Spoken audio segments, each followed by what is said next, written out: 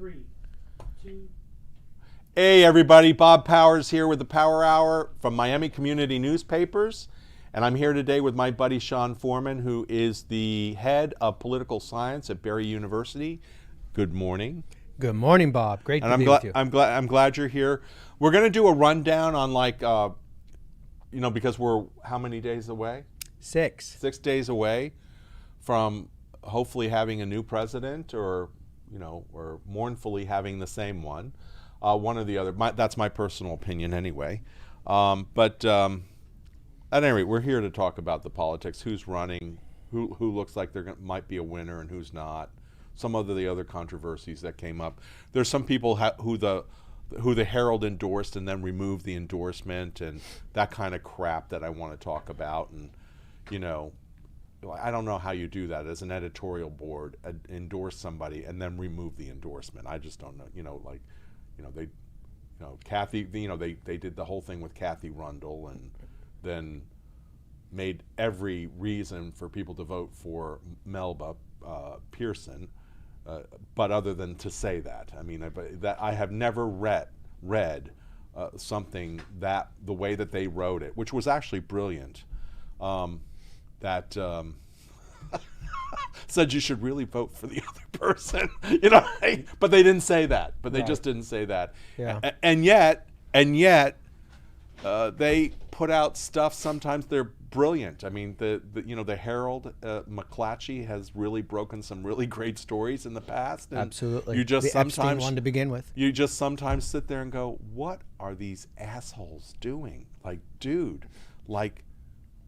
she's been there for 26 years. She's never once prosecuted a police. That's just not a good picture.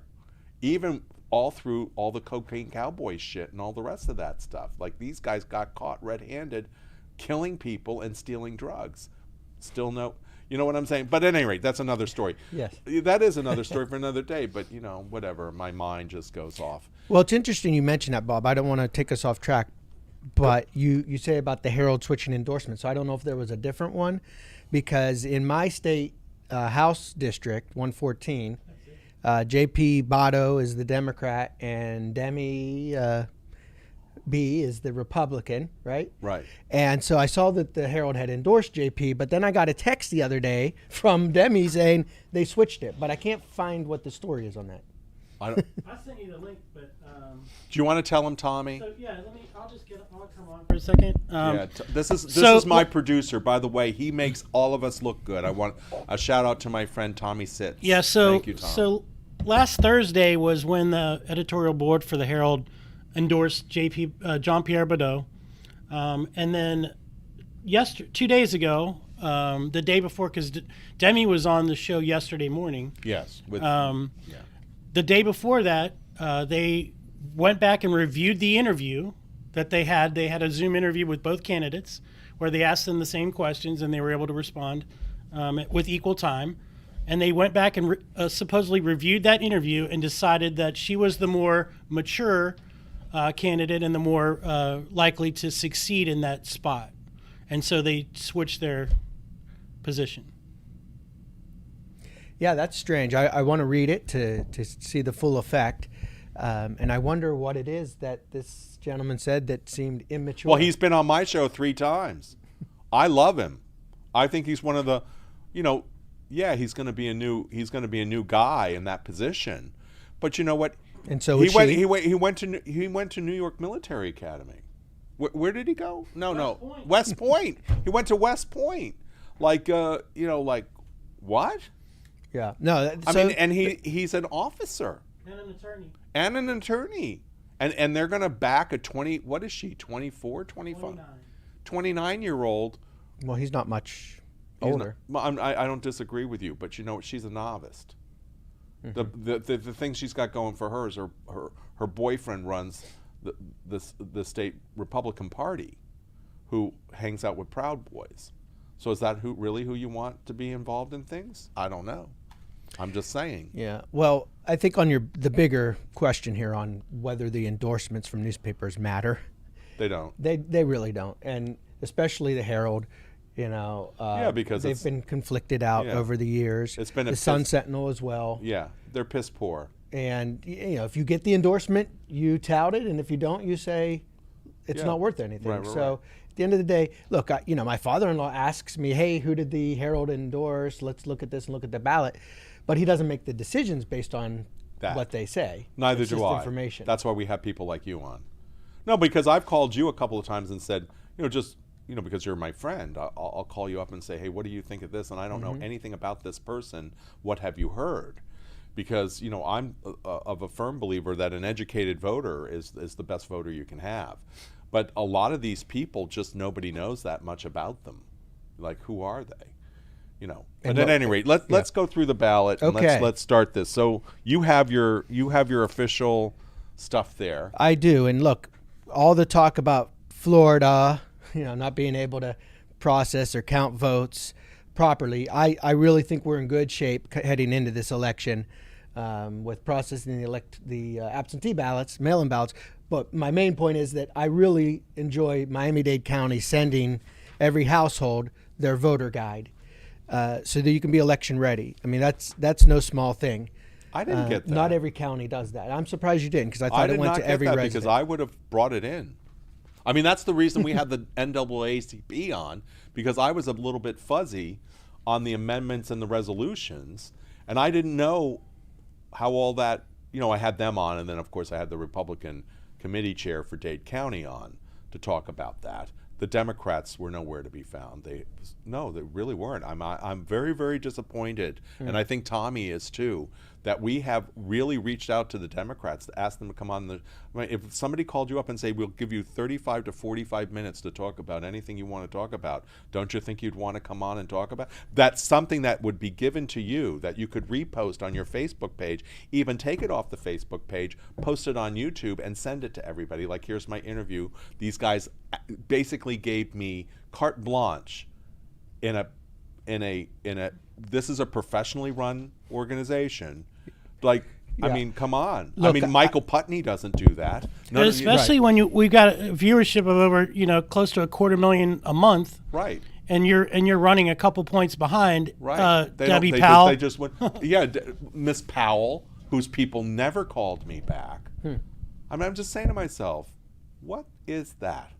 And yet, then I had we had quite a few people who just, when can I come on? I'd love to do that.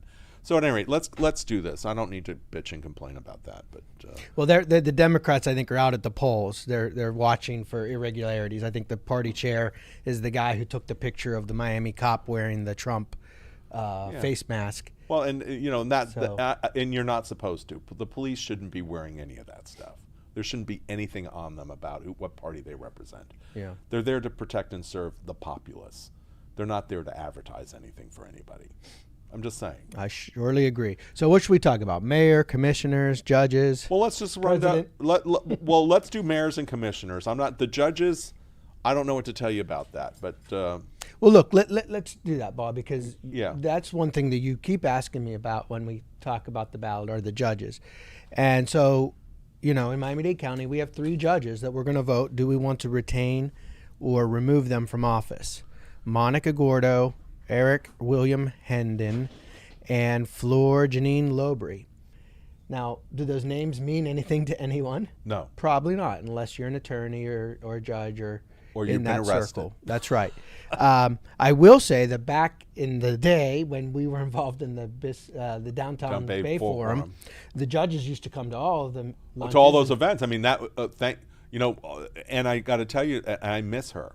I miss her tremendously. Annette Eisenberg. Annette Eisenberg. I mean, she was my, people can say whatever they want to say about that old bag of bones, but she was a brilliant woman, and I loved her. I truly loved her. And she, she really introduced me to, but you know what? She gave everybody a fair shot. Go up there, introduce yourself, tell people where you're running and so That's forth right. and so on. You know what I'm saying? She was a mover and a shaker, and I really miss our forum. Yeah. That we and could I have would love those, to bring that back. Unfortunately, We'll think about that we'll for talk next about it year. because I would love to do that with you. But the point I was making by that is I met Flor Lobre years ago at one of those lunches when she Right. was running originally. She lost an election, and then she was reappointed, and now she's running for retention again. The bottom line on all 3 of these, is one was put in by Ron DeSantis, and the other two were appointed by Rick Scott, the previous governor. And they've actually done pretty okay. Well, we'd have to look at their decisions and Right. figure out what's okay and what's not. I think the best way to go about it is look at what the lawyers The Florida say bar in the says. poll. Right. Or the Dade County The Bar Dade Association. County Bar. And, for all three of them, they have relatively positive. We don't have to worry about the numbers. But frankly, they have a lot of no opinion. People don't know. Here's the bottom line. If you vote to remove these people, then Governor DeSantis will pick their replacement. Or reappoint them. Or reappoint the same one if they come up through the JNC again. So again, not hearing anything terrible about them or bad, I don't see any reason not to retain them. And we had a friend of Tommy's on, Tom Pila, who's an attorney, who went through that whole process and essentially told us, yeah, you can vote not to retain them, and the governor can just reappoint them. You know what I'm saying? So, and for the most part, like he said, Tommy and even I said, we haven't heard anything bad about them, because if they're not a good jurist, you hear about it. And so, In a correct place me like if I'm Miami, wrong. that's right. That's the correct way to use that, jurist. If they're not a good jurist, they don't get that's a judge, by the way, a jurist. So I want to make sure I said it correctly. So because I'm not the smartest guy in this room. I'm not sure if that would be someone who's on the jury as a No. jurist. Well, I'm just saying they generally say that about judges. Yeah, because it's a they're broad term. they're the ones who decide ultimately. Yeah, and then so we're also voting on one Florida Supreme Court Justice, Carlos Muniz. And similarly, we don't vote to put them into office. The governor selects from a list of people that have been screened. And I think he was put in there by Christ.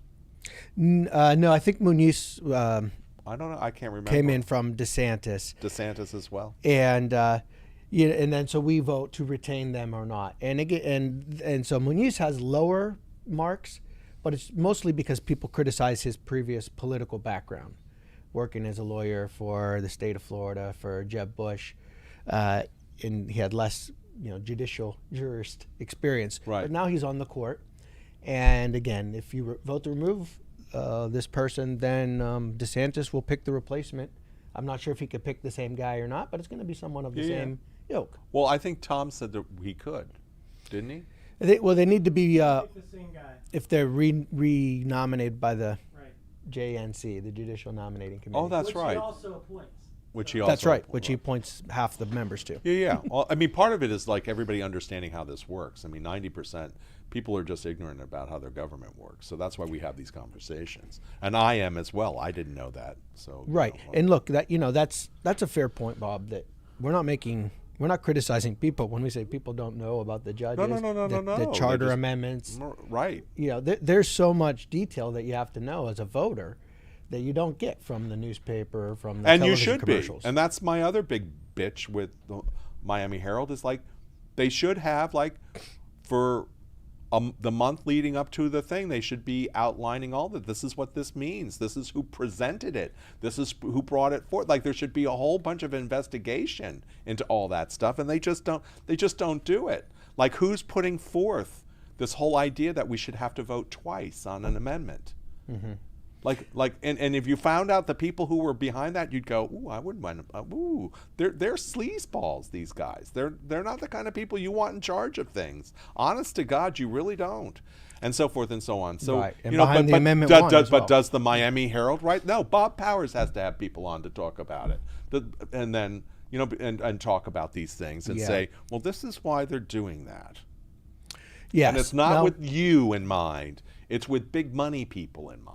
Right. So I'm Now, just saying. in all fairness, I think there are some additional sources out there for people that if you want to look for them, you can find. Yeah, but you shouldn't have to be looking for them. But I'll just point out there's a Florida Phoenix and there's a Florida Politics, two different websites that really have dug into these things. And to your point of who's paying for the amendments, they have some good stories on there. So, Well, it's you know out there what, for those who wanna find it. Tom, can we put that up?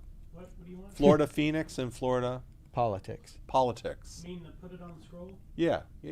So You people. need the correct URL. All right, I just look good, Tom. I just look good. I don't know anything. I'm an idiot. I just dress up and look good. That's my job.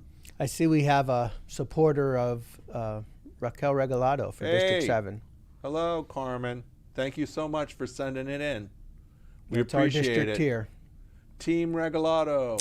And so I'm watching that one, not only because that's my district, but, I'm really wondering, Raquel Regalado versus Cindy Lerner, how these commercials about Cindy Lerner's performance on the dais in Pinecrest will really come out Right. and affect the voters at the end of the day. That was an issue for the Herald as well Right. in their endorsement. Both of those women, I think, are very well qualified and extremely knowledgeable on the issues, and I'd be satisfied with Hard-pressed either one with for either the one, commissioner, correct. personally. Yeah. There are some significant differences between them, Well, how they operate, yes. how they operate, and I think their view on the role of government in the economy, how they would go about approaching cleaning up the bay or dealing with transportation. Well, the city's still working on the 1950s, and it's not in the 1950s. It's in, the county. The county still acts like this is a tourist town, and they don't realize that the people live here now year round, and you can't, when you had septic tanks for those houses when they were originally built, they were only used 4 months out of the year, and then people went back north. They didn't live here year round. Well, now you got toilets flushing all the time. Now we still have our septic tank, and we're we using it. still have the septic tank, but we're using it 12 months out of the year instead of 4. So when they were built in the 40s and 50s, that worked. It does not work for today, and I don't know how you can live in any modern metropolis and be surrounded. What we're talking about is Miami Shores and those kind of places. Do they have that down in Pinecrest as well? Are they on sewer or on the septic? I'm not sure. Yeah, I don't. They've got some septic. They got some set. Well, the shores and all the rest of that should be on a sewer system. The Miami Shores should be on a sewer system, and they're not. But at any rate, that's another question entirely. Right, and I think that the mayor's election, of course, is vitally important, and Well, that's the direction Daniela. of Daniela's Daniela and Steve Daniela Bovo. Levine Cava is the one who really is like much more environmentally friendly than her predecessor, and I think the only reason that he's even there is because the Republican Party wanted somebody to run against her, and that's what they did. They picked the least qualified person to run against her, and there you go. Steve Bovo? Yeah, I don't think He's been a commissioner for 12 years. He's I been don't the care. chair twice. He was a state legislator for 8 or 12 years before that. I don't think he's as qualified as she is, to be very honest with. Personally, I just don't. I don't see his involvement. Personally. Mm-hmm. He was the chair. Yeah, I'm not trying to defend. No. I'm just trying saying. to push back. No. He was But the I'm glad you chair are. of the census committee for the county. Yeah. Again, I think he's had 2 stints as the chair. He's chair of the transportation committee, which is voted on by his peers. Okay. I didn't hear his name, and I'm fairly connected until he ran for. He's the law and order mayor. He's endorsed by the PBA, South Florida PBA. Yeah. Okay. The people who shoot black people. Okay. Not so much in Miami-Dade, but yeah. Yeah. I'm just saying. Boy, Bob, you need to get out more. But look, that's an important point. That's at this mayor's race is, will they defund the police if Daniela Well, she isn't Levine going to. is She never selected? said that. But she never said that she would ever defund the police. Did she? She probably did not say those words, and I don't want to put words in her mouth. I Right. moderated a debate between them twice this year. Okay, that's right. You did. and didn't watched you? some others. How did that go? And look, it's just like we were talking about before we started taping. People aren't going to come on here and tell you their true motives. In many cases, they're going to say, "Well, yes, if I get elected, we are shifting millions of dollars away from police into social services." But there's a soft way of saying, "Well, I think we can reallocate the funds in a way that meets the county's priorities." So, Well, we definitely do not have any mental health. I don't know about you, but in my neighborhood, I know because I have 3 of them that roam through my neighborhood that are mentally ill people that roam in the Upper East Side through my neighborhood. I mean, most suburban neighborhoods don't have to deal with stuff like that. But I'm not a suburbanite. I live in the city. And then I there's was say you got to call President Trump on that one. yeah, He'll help and- you out. Well, I'm just saying. No, Make listen. your- Mental health is not addressed in this county the way that we need to address our mental health. Mm-hmm. In our jails, not prisons, but jails, meaning the county jail and things like that, are filled with people that are alcohol and drug Yeah. addicted people who are, and also mental people who are mental health problems, and the police are called to deal with them, and they're not equipped to deal with that. That's not what they're there for. So I'm just saying, like, Yeah. do we need to look at this from a much larger perspective? And yeah, I think we do. We have some major issues that we need to address, and we're not addressing them.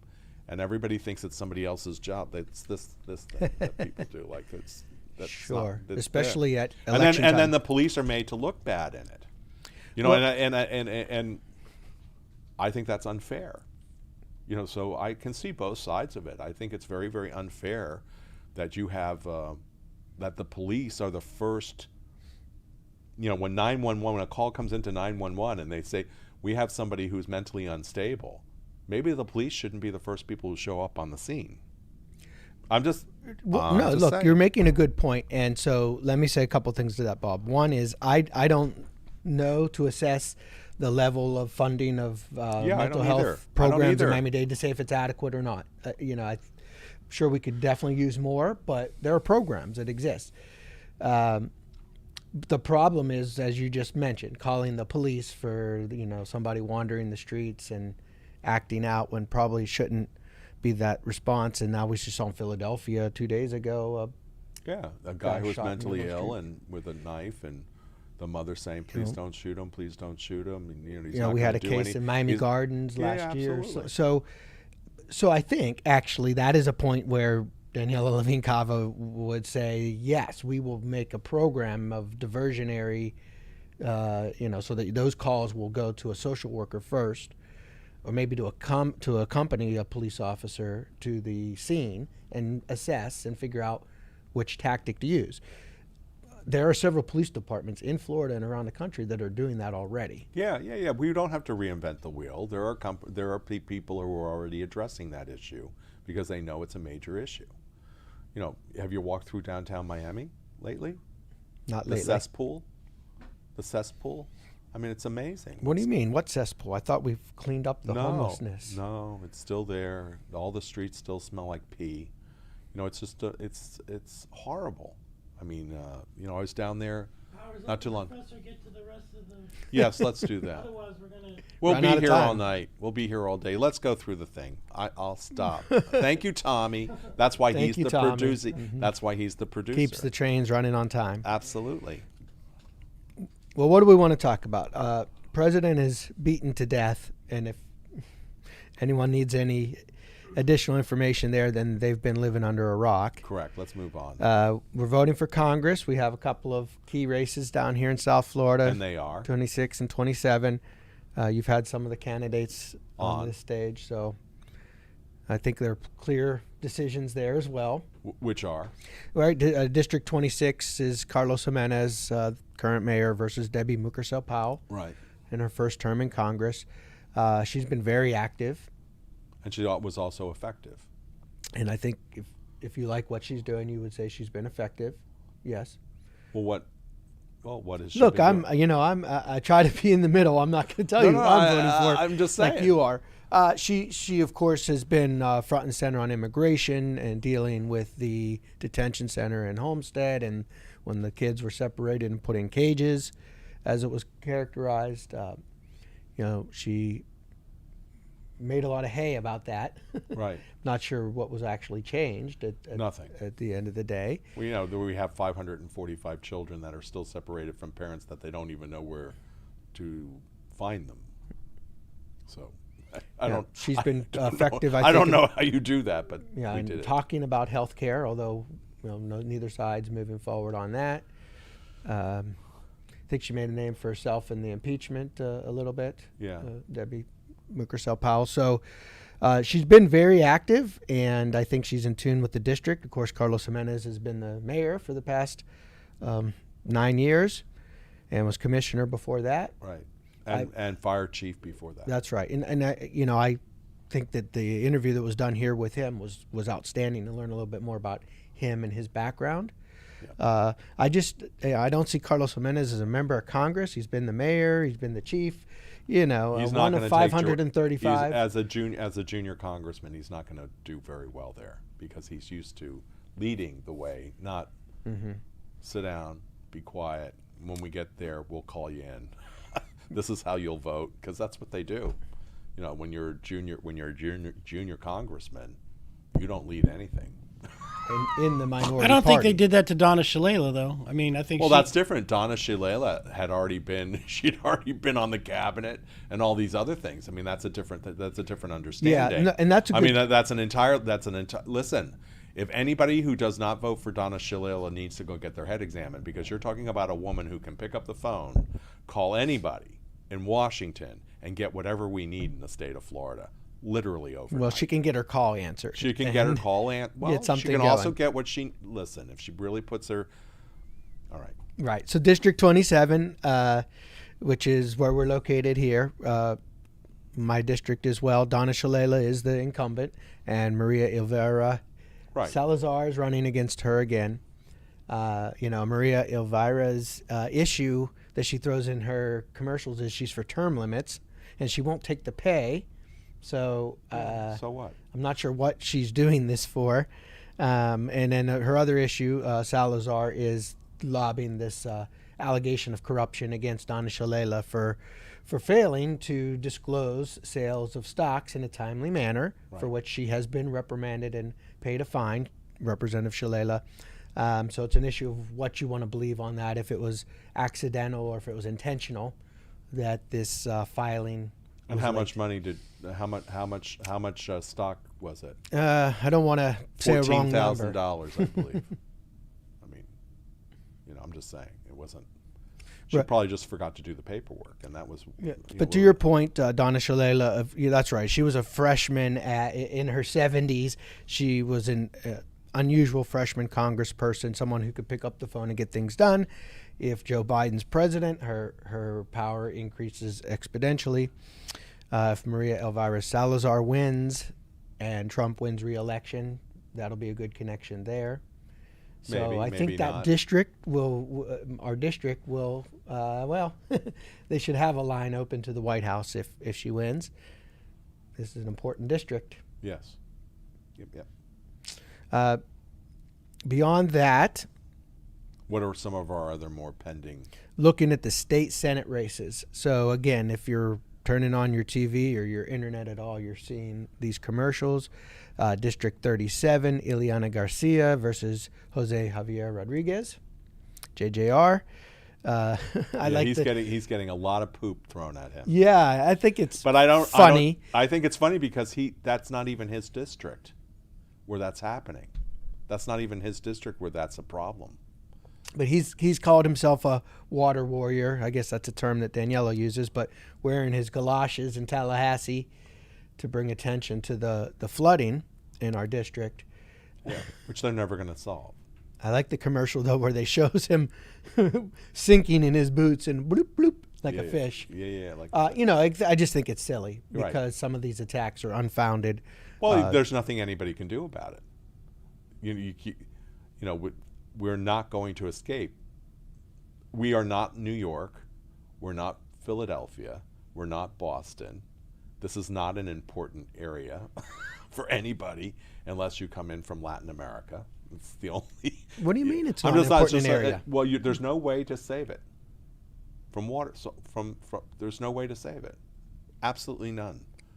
Because of the geology of the area. People, we sit on Swiss cheese. Yeah, as you're looking at our background. We sit on Swiss cheese.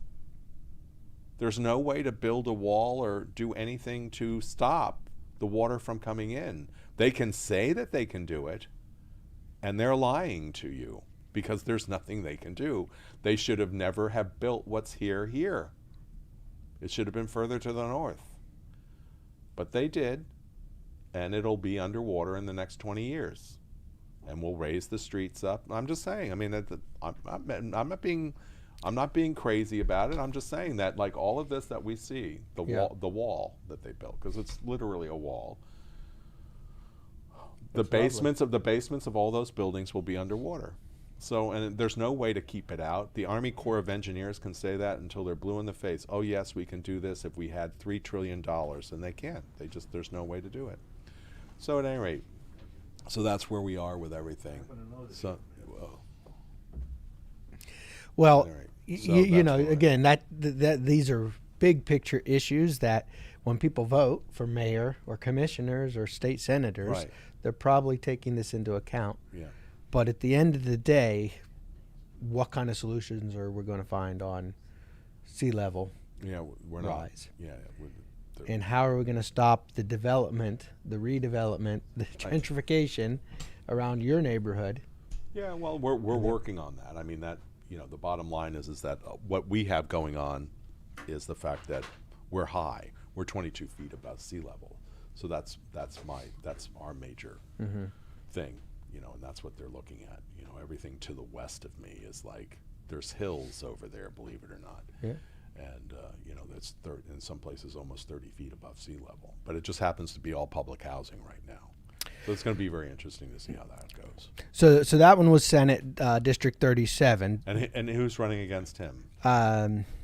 Against JJR is Ileana Garcia. Now, and what reputation does she have? I think this is her first run for office. Her reputation is she's a Trump supporter. Right. I mean, that's, you know, the commercials show some of the comments and tweets that she's made over the past. And that's what his big thing is that he just continues to re-show that all she does is retweet what he has to say. All right. Yes. What's our next one? District 39, which is Ana Maria Rodriguez.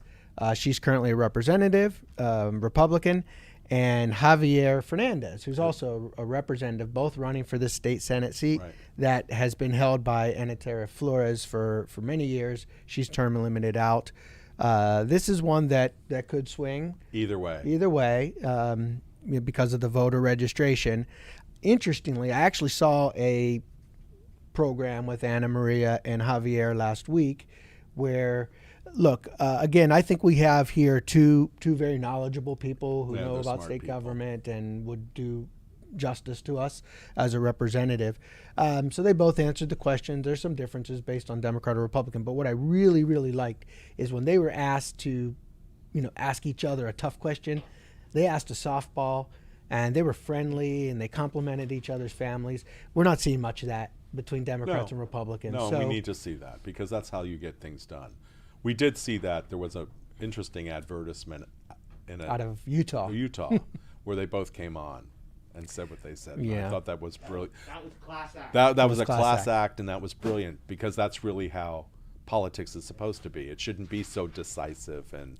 Listen, I have friends of mine that won't talk to people anymore. So then I just go, whoa.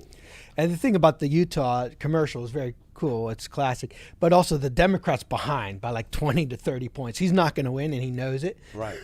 Yeah, so it's not a nasty race at the end of the day. No, but they both came on and talked. I mean, if you were losing by 20 points, would you today? Maybe not. Some people wouldn't come on. And who's next? Who do we Okay, have so on there? Those were our state Senate races. I think that we already talked about the judges. I think that if you wanted to, Bob, we could talk about the county charter amendments for a few minutes. Well, Commissioner. Right. I guess you guys talked about Regalado and Lerner too. We talked about them. What about the Vance and Lupus race? What do you think of that? That was not on my radar. He's a Republican, and he's a very brilliant guy. And Tommy and I are neither one of us are party line people. We don't do straight vote. I wasn't raised that way, and I don't think Tommy was raised that way. Mm-hmm. You vote for the person. You vote for the person to best. Not many people do that anymore. That's a shame because they should be voting for the person. Yeah. So, again, that wasn't really on the radar screen until the last couple of days. I've seen some commercials. Yeah. I know Vance. I knew him from before when he worked at the Children's Trust, and I agree with you. I think he's sharp. Met with him as a representative as well in Tallahassee. So I think he's doing a good job. as a Republican in Tallahassee. He's running against Francesca Sesti Brown, who honestly I didn't know anything about until I saw a commercial for her this week. California Democrats put in $2 million to compete against Fancelupus. Now, why would that be? Because it's a Possible swing district. So there you go. Okay, well, no, thank you, Grant. That's good to know. But I didn't know that. I honestly didn't know that. But I thank you very much for bringing that up. It was last week. They just dumped. And that's why we're seeing these commercials. Yeah. Exactly. And then she's in trouble, though. She's in trouble for not paying taxes. Well, yeah. You know, that's her thing. All right, never mind. I mean, you know, that's another story. Who else do you want to hit? I think that's good on the state That's good. reps. All right. Listen, we actually have to round this out, don't we, Tom? All right, so we do. We have to bring it to a close because we've got another. We want to leave time for the next one. We got to More leave important than time what for we're the next talking thing. about. Ladies and gentlemen, thank you very much for tuning in. Once again, Bob Powers here from Miami Community Newspapers. I want to thank my producer, Tom, for making me look good. And it's always a pleasure, Sean, to have you on the thing. And I thank you so much for being here. Mr. Thank you, Bob. Foreman, for Berry University. He's the head of the political department there. What do you? History and political science. History and political science. Thank you very much. And thank you, everybody, for tuning in. Have a pleasant day.